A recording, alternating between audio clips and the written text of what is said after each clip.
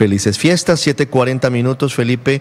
Esta última pregunta para el ministro, que tiene que ver con el tono, en mi opinión, desapacible en el que se refiere al presidente del Congreso y a la labor del Senado sobre la emergencia económica, está ligado con lo otro, Felipe. Y fíjese que tiene que ver con una pregunta que debe hacerse el país, y es de si el gobierno está haciendo política electoral o está buscando hacer política electoral con este tono y también con el incremento que viene del salario mínimo, porque al final eso va a ser un elemento clave.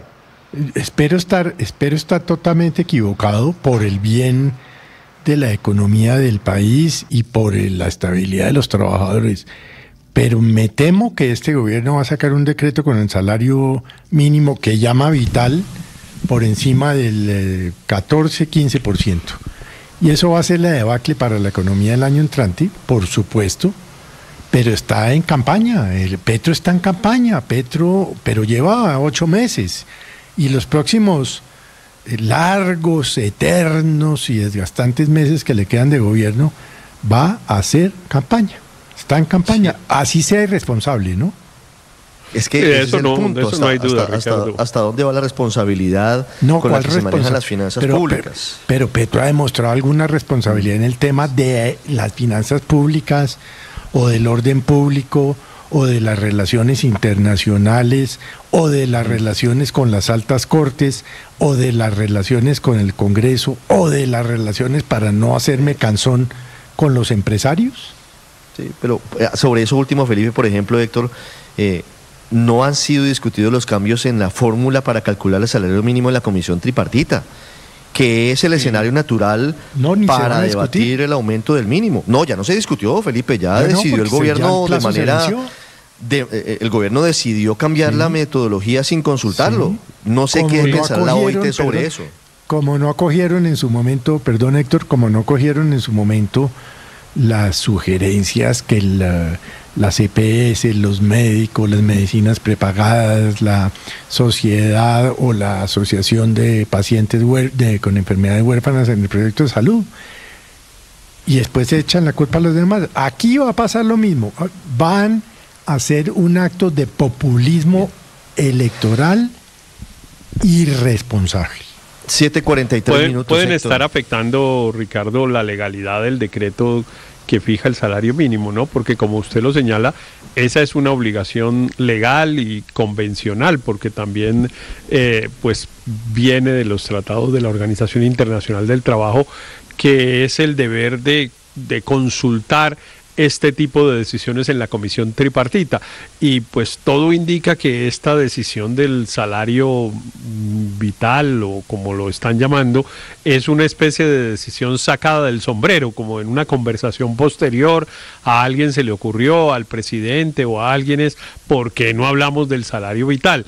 Y eso pues no fue lo que se discutió aparentemente en la comisión tripartita, lo cual podría generar un problema de validez de la decisión. Pero claro, también más allá de los temas pues exclusivamente jurídicos, pues están las consecuencias económicas. Evidentemente un incremento del salario mínimo muy por encima de la inflación, pues ya se ha dicho que tiene unos efectos perjudiciales. Claro que anima un poco el nivel de consumo, y la economía por ahí seguramente puede tener algunos beneficios, pero también ya se ha dicho y ya se ha probado además, Ricardo, porque entre otras cosas se ha venido haciendo así en Colombia en los últimos, qué sé yo, 3 o 4 años, que es un incremento muy por encima de la inflación, y eso ha venido generando un aumento en la informalidad y un aumento en el número de personas que dicen ganar menos del salario mínimo. Es decir, que las consecuencias negativas se han probado, así como hay otras que no necesariamente, como por ejemplo la de la inflación, que el gobierno puede decir, bueno, pero es que el año pasado me dijeron que la inflación se disparaba y aunque este año no se dio, tampoco creció. En fin, hay una serie de discusiones de esas en la que los economistas se enredan un poco, pero yo sí creo, vuelvo a mi tema, Ricardo, que el punto de sacarse del sombrero una fórmula pues viola la metodología de la comisión tripartita, es decir, a la que está obligado el gobierno. yo sé que este es un tema que termina en manos de los abogados, pero podría ser demandado el decreto de incremento del mínimo y podría incluso caerse si se llega a demostrar eso, que no se discutió en la comisión tripartita del cambio de fórmula para Ricardo, el cálculo del salario mínimo. Si es así como le estamos diciendo, pues yo no conozco en detalle qué fue lo que se discutió en la comisión, pero si es así como le estamos diciendo, yo creería que efectivamente podría haber un vicio de nulidad del decreto que fija el salario mínimo. 7:45 minutos. Luis Ernesto, sobre el aumento del mínimo, la expectativa que hay en el país, el ministro no nos niega 18-19% de incremento, pero seguramente va a ser inferior a esa cifra. Sí, yo creo que esto va a estar rondando el 12%, que ya es altísimo, hay que decirlo. O sea, 12 sí. Es un incremento nominal alto, pero también un incremento real altísimo. ¿Qué quiere decir esto? Que si se calculara simplemente por inflación, productividad, estaríamos hablando de un incremento del 7% en un año normal, y ya llevarlo al 12% pues ya sería bastante alto. Y a mí sí me alegra por esos 2,5 millones de trabajadores colombianos y hogares colombianos que van a recibir más platica y que se la merecen, y está bien. Y creo que para nosotros, algunas personas que tenemos empleados y algunos que trabajan con el mínimo, maravilloso que ganen mucho más. Pero le digo que es el 12, Ricardo, y no el 19 por una razón, porque es que el freno de mano lo tiene el mismo gobierno. Recuerde que las pensiones del país, que es una parte muy importante del presupuesto general de la nación, las pensiones, hay muchas personas que están pensionadas en colpensiones por el salario mínimo. Entonces, pues básicamente, si le sube 20% a las pensiones, esa plata no la tiene. Y recordemos que están supuestamente en una crisis fiscal muy complicada, por la cual decretan la emergencia económica. También hay muchos empleados de la rama judicial, muchos empleados del sector de la rama ejecutiva nacional, en fin, que ganan un salario cercano al mínimo y cuyos incrementos, aquellos que están en la parte baja de la tabla salarial, pues también será igual al salario mínimo. Entonces, pues el primer empleador del país es la misma nación, y por esa misma razón yo no creo, pues se van a medir el corozo y no van a hacer algo que se les salga más de las manos, que es lo que ya está pasando con el presupuesto general de la nación. 7:47 minutos. Paola, ¿la convenció el ministro con los cálculos que hace? No, claro que no. Y me quedo pensando, Ricardo, que si el alza va a estar rondando el 12%, o el 14%, o el 16%, o el 18%, o el 19%, ¿para qué entonces se ponen a hablar del salario mínimo vital, que implicaría un alza del 50% para que digamos, para llevarlo a lo que debería estar este año, más un 5% de inflación proyectada para el año entrante?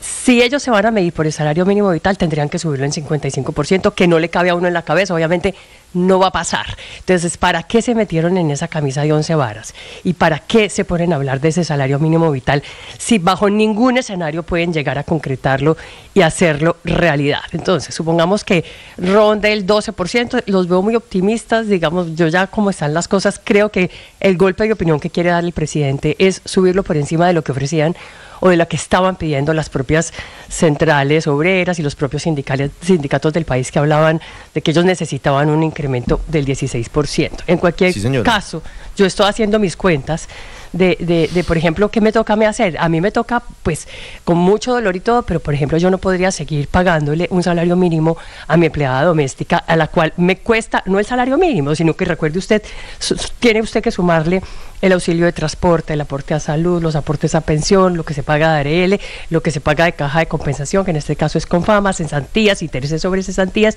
prima de servicios y vacaciones. En total, una persona con un salario mínimo le cuesta a usted al mes, digamos, al empleador, 2.417.405 pesos. Claro, pesos, Paola, sumando es que todo lo que usted tiene que pagar. Entonces, sencillamente, pues, digamos, si esto aumenta el 16%, el 19%, el 20%, no hay cómo, porque todo lo demás se le va a subir a usted también. Entonces no hay cómo seguir.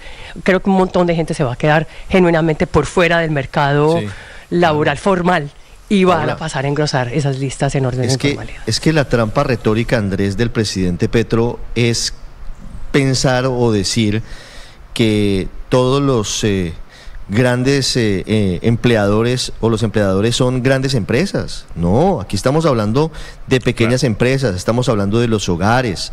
Entonces, cuando él desvía la discusión diciendo que es que esto no les cuesta nada a los grandes empleadores, a las grandes empresas, a los grandes empresarios a quienes considera sus enemigos, pues está entrando en una discusión falsa. Paola plantea un ejemplo clarísimo. En los hogares se contrata a una persona que preste los servicios de aseo, de limpieza y demás, y ahí empieza el tema. Un incremento muy pronunciado al mínimo, por ejemplo, ahí haría que varias personas, no sé cuántas, prescindan de los servicios o disminuyan la cantidad de días que utilizan los servicios.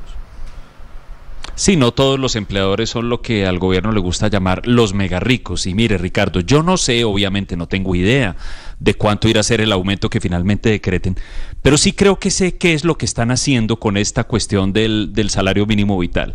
Y es que yo creo, Ricardo, que si hemos llegado a conocer al presidente Petro en estos años por algo, deberíamos saber que una de las cosas que él más disfruta hacer, y lo hace todo el tiempo, es sembrar temor, sembrar miedo, incluso pánico entre ciertos sectores. Él disfruta haciendo esto, y usted lo puede ver con un montón de ejemplos, con un montón de instancias anteriores. Y esto del salario mínimo vital que han puesto a rondar y esos cálculos de la OIT implicarían un aumento no del 12, no del 15, no del 19, sino algo que está como entre el 40 o el 50%, es decir, algo muy, muy, muy por encima, completamente fuera incluso del ámbito de los cálculos que hemos hecho aquí, y eso tiene a todo el mundo mordiéndose las uñas, agarrados del pelo, y el presidente Petro, sin importar cuál sea finalmente la acción que tome o la decisión que tome, disfruta eso. Obviamente eso no son acciones constructivas desde el punto de vista del gobierno de una sociedad, pero creo que a él le fascina gobernar de esa manera, una manera que está un poco condensada en aquel audio que circulaba hace unos años con la voz de él que decía: los noto asustados. Los noto asustados, 7:52 minutos, pero además cabe otra posibilidad, Héctor, y es realmente que el gobierno también ya esté pensando en el 7 de agosto del 2026 y sabe que en el eventual triunfo de la oposición, pues va a tener que tener insumos, va a tener que tener algún tipo de situaciones que le permitan hacer lo que ya había hecho. Al final, lo que empezó con el estallido social y todo esto fue una serie de inconformismos. Al final, el 7 de agosto hay cambio de gobierno y tendrá que asumir la responsabilidad el próximo presidente de la República. Digamos que aquí es una jugada a diferentes bandas, la que intenta poner aquí el gobierno. De acuerdo, Ricardo, pero yo creo que no hay que asustarse, para seguir con la expresión que utilizó Andrés, porque la verdad es que el tema ese del salario mínimo vital se calcula no por una persona, sino por persona y media.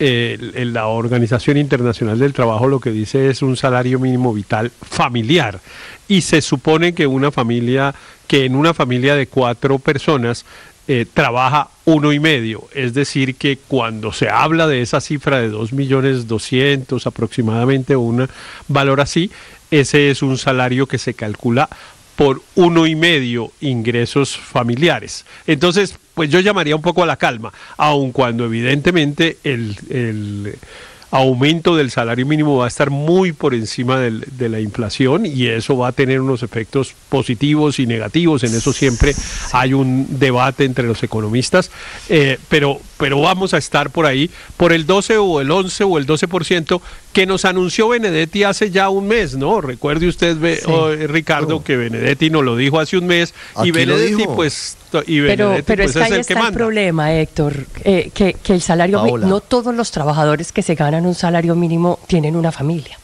¿no es cierto? Porque estamos hablando que ese salario mínimo vital incluye a una familia de 3 o 4, donde asumen que hay un trabajador y medio, alguien que trabaja medio tiempo, alguien que trabaja tiempo completo, 1.5 trabajadores. Entonces, ¿cómo hace el gobierno para decretar ese salario mínimo vital?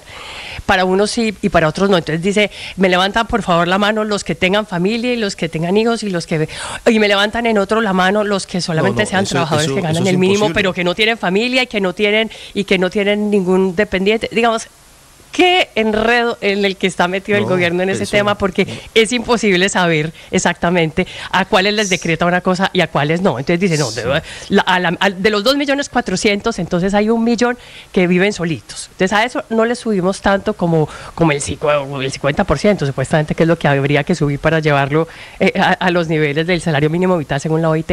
Y al otro 1.400.000, entonces sí le subimos. Ellos sí viven con 3 personas. Entonces, no hay manera, eso no tiene salida. Tiene que promediarlo. Usted salió no puede una conversación, dividir entre quienes tienen o no tienen familia para el incremento del salario mínimo, que debe ser general.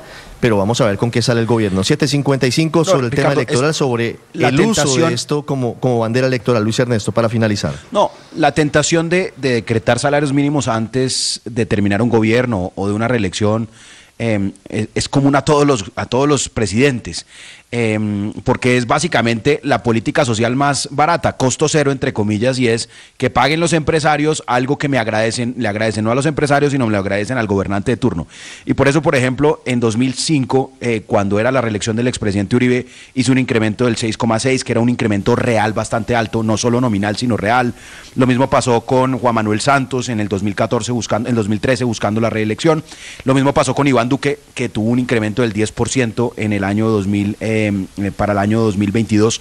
Y esto tiene un común denominador, y es: los presidentes intentan con esto convencer a los electores. ¿Funciona? No siempre. La prueba es que a Duque no le funcionó, a Santos en el 2018 no le funcionó.